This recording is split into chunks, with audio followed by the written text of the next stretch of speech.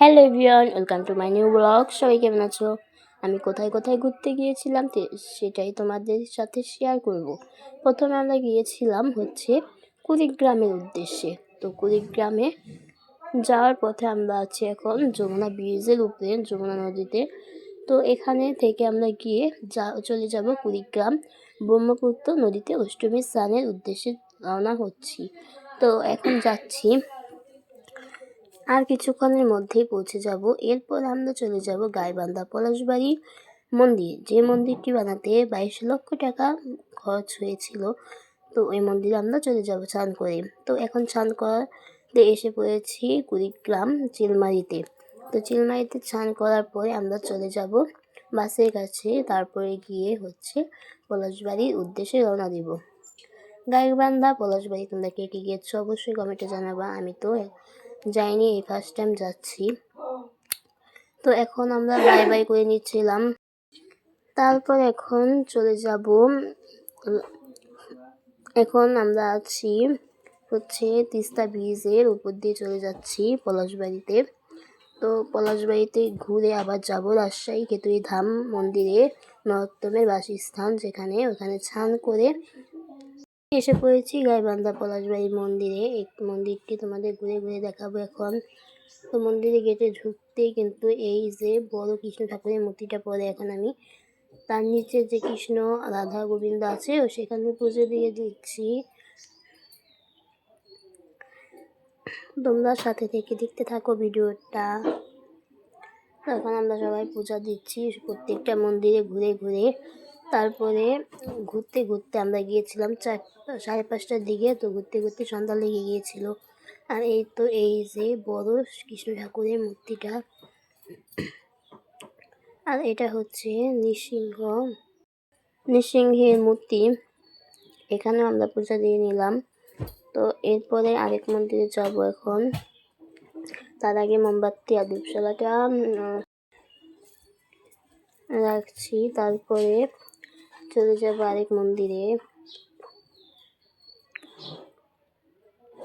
পলাশবাড়ি থেকে চলে যাব কেতুই ধাম মন্দিরে। কেতুই ধাম প্রেমতলি গোদা গাড়ি মন্দিরে গিয়ে আমরা পদ্মা নদীতে স্নান করবো, যেখানে নরোত্তম স্নান করেছিল। আর এখানে আমি রাধা কৃষ্ণকে পূজা দিতে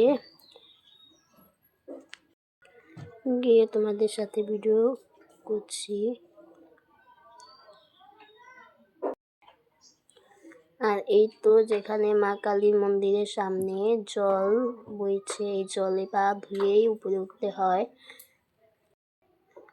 আর এখন কিন্তু সন্ধ্যা লাগছে প্রায়। তো এখন আমরা উপরে উঠবো একটু পরে ওই পাশ থেকে ভিডিও করার জন্য। আর এখানে রাধাকৃষ্ণ আছে। তো এখন সন্ধ্যায় লেগে গিয়েছে। তো এখন আমরা উপরে উঠে ভিডিও নিচ্ছি। সন্ধ্যা লাগলে কিন্তু লাইটিংয়ে ভরপুর হয়ে ওঠে, আর অনুষ্ঠান থাকলে তো আরও। আর এই তো এসে পড়েছি কেতুই ধাম মন্দিরে। সন্ধ্যা মানে ভোরবেলায় আমরা এসে পড়েছি। এসে ঘুমিয়েছিলাম এখানে নাট মন্দিরের পাশে। ঠাকুরের শব্দে ঘুম ভাঙছে আর কি, পূজার শব্দে ভোরবেলা। আমরা 4টার দিকে পৌঁছেছিলাম। আর সকালের ভিউটা তোমাদের দেখিয়ে দিচ্ছি।